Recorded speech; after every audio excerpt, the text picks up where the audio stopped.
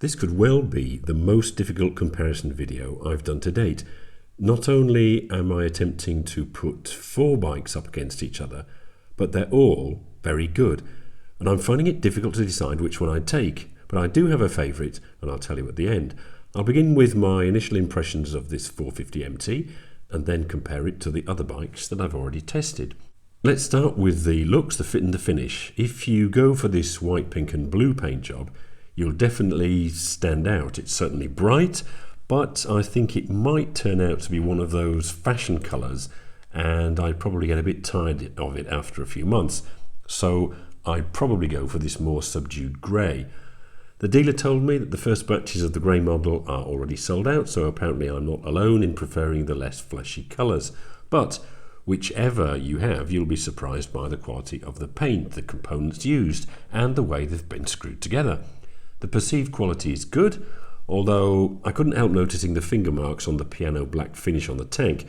A bit unfair maybe, as this was a test mule that had doubtless already been manhandled by a bunch of different people, but bear in mind that at least if you're bothered by fingerprints, you'll need to keep on top of this.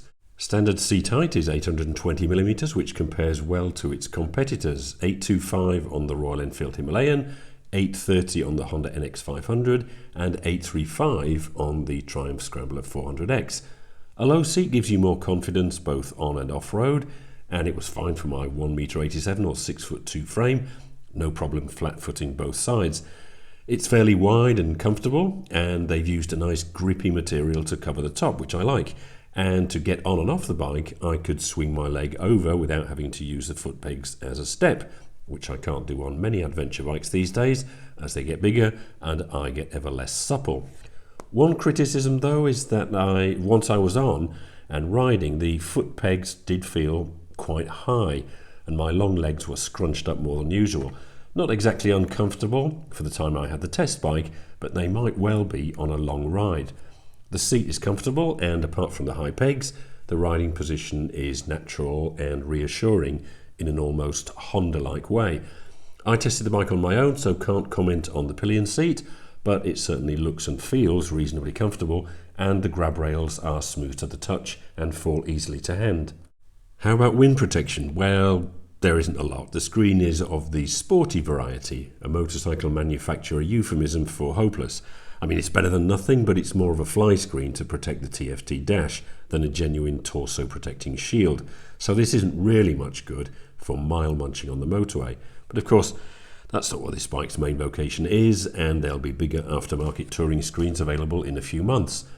Your thighs get decent protection from the fairing, but this is quite a small bike overall, and so anything that does stick out doesn't protrude very far. At least the adjustable KYB forks receive decent protection. The rear gets a decent adjustable KYB monoshock too. I have to say that I found the suspension on the firm side compared to the very plush ride on my Tiger, but also compared to the frankly crashy ride of my Honda ADV 350 scooter, which I used to ride the 25 kilometers to the cfmoto dealer. Maybe it was just poorly set up for my 90 kilos, but it was definitely on the firm side. The brakes, both front and rear, also had a slightly unusual feel that did take a bit of getting used to. I don't know if you've ever driven a Citroën BX from the early 1990s, but these had incredibly over-servoed brakes. You only had to press the foot pedal like half an inch to apply maximum braking power. Well, the MT is not that bad, and it's not at all dangerous, but the brake lever is very firm with very little travel, almost as if they put double thickness pads in and forgotten to adjust the calipers. You get used to it, of course, after a couple of minutes, but it does surprise the first time you brake. The other, potentially more worrying negative I found was the fueling at low speeds. There's no nice way to say this. The 450MT's throttle is jerky. It's fine at normal road speeds, but when you're manoeuvring or trying to feather the throttle off-road, it can be unnerving, and it's not great for novice riders. What is nice for noobs, however, is the weight, 175 kilos dry, so I'd guess about 190 wet.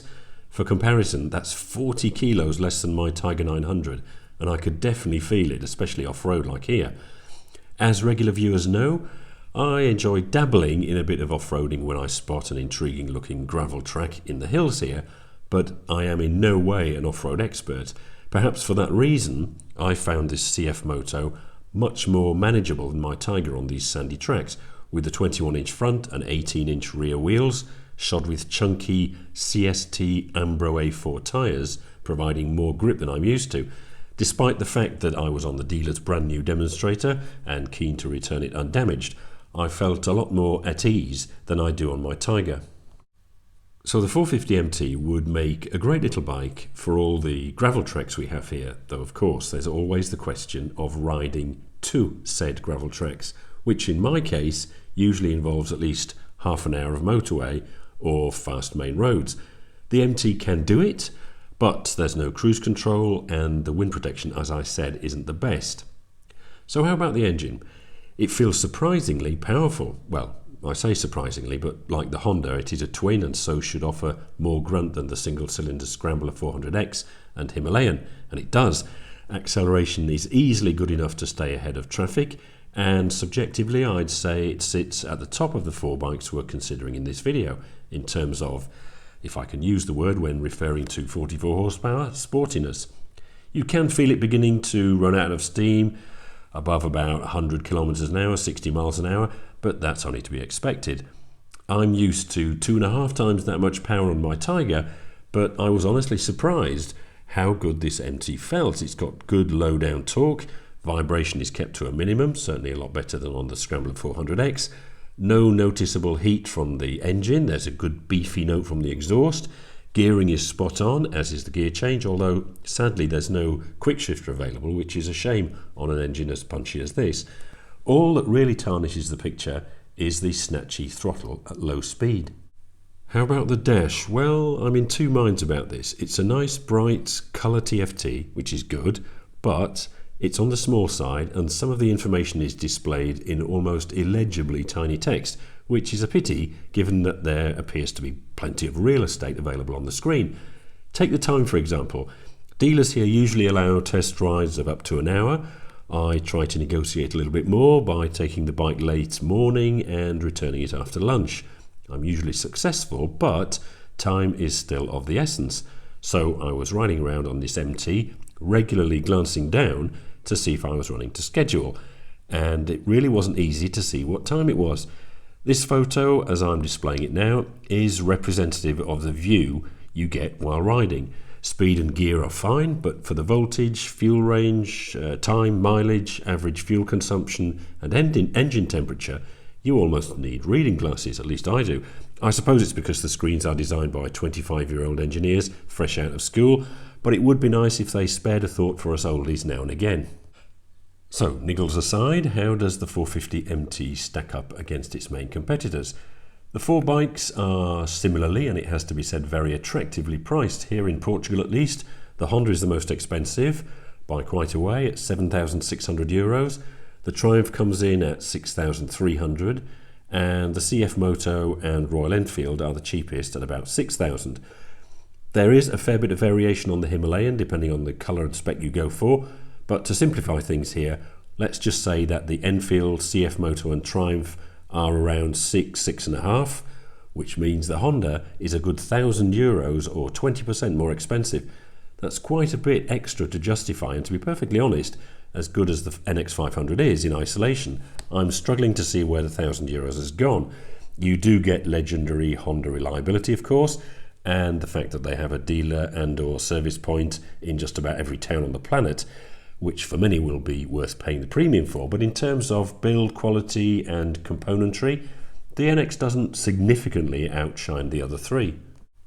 They are all, frankly, remarkably well finished for the money. Unsurprisingly, they're not quite up there with my Tiger 900, which to all intents and purposes costs 3 times the price, but they're honestly not far off, and none of them feels cheap or plasticky. They all score well in this category, but if I had to pick a winner, it would have to be the Triumph. I'd give it 9.5 out of 10 for fit and finish, the cfmoto 9.25, the Honda 9 and the Enfield 8.75, so they're all really good. There's absolutely nothing wrong with the Himalayan, again bearing in mind the price point. It just, to me, looks and feels ever so slightly industrial or utilitarian compared to the others, less modern, although I recognise that this is precisely what many owners like about it. And remember, these tests are subjective. I don't have access to professional testing facilities, laboratories, to scientifically measure the robustness over time of the switchgear or the grip of the tyres in the wet. I just tell it the way I feel it. How about the engine? I'd give this to the cfmoto because it has genuinely good usable power.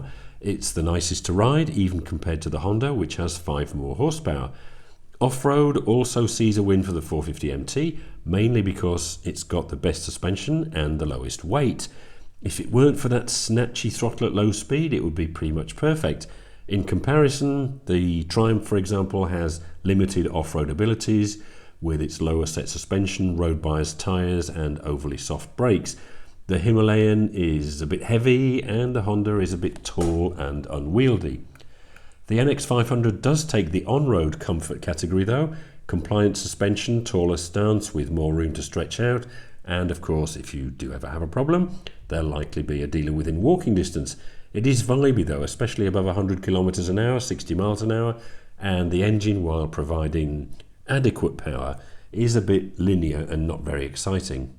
Now, I can't do a detailed comparison of 4 bikes in a 15-minute quick test video, but I'll put a link to the dedicated videos I've already posted in the description if you want more information. For now, let's get to the big question: which one would I actually buy?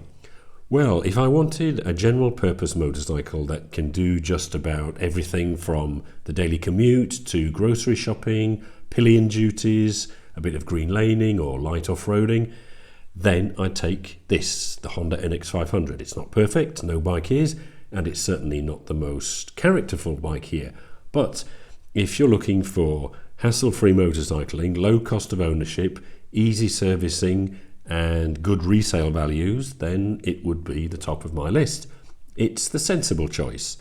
But I'm not after that at the moment, so I'll pass. I'd go for the Himalayan for its roughy-tufty go-anywhere image. I'm sure it could actually cross the Himalayas, Alps or the Pyrenees. Thing is, I don't actually find myself in these places very often, and getting there and back would be too much of a workout for me on a bike like this. The closest to me, the Pyrenees, for example, are 1,000 kilometers away, 1,000 kilometers of high-speed motorway across Spain. And that's the issue I have with all of these bikes. A relative lack of power and an almost total lack of wind protection. If you enjoy taking the back roads though, why not? I always get destroyed in the comments when I badmouth Enfields, but for me, they fall short of their image and don't quite deliver. It's all very well telling us they're built like a gun, but I'm not buying a gun, I'm buying a bike. They look nice and they're using some good components now, but as they get better, their prices are creeping dangerously close to other mainstream manufacturers and are now being overtaken by the new kids on the block from the Far East that, if anything, are not only cheaper but also better. Number 2, my second choice would be the Triumph 400X. I actually put a deposit down on one of these when they were launched last autumn just because of how good they look. But then thinking about it, I realised that I'd never go on a ride where a 400 single would be my bike of choice, so I ended up cancelling. Pity, because in my opinion it's by far the best looking of this bunch, and maybe even the best looking bike you can currently buy for under 10,000 euros.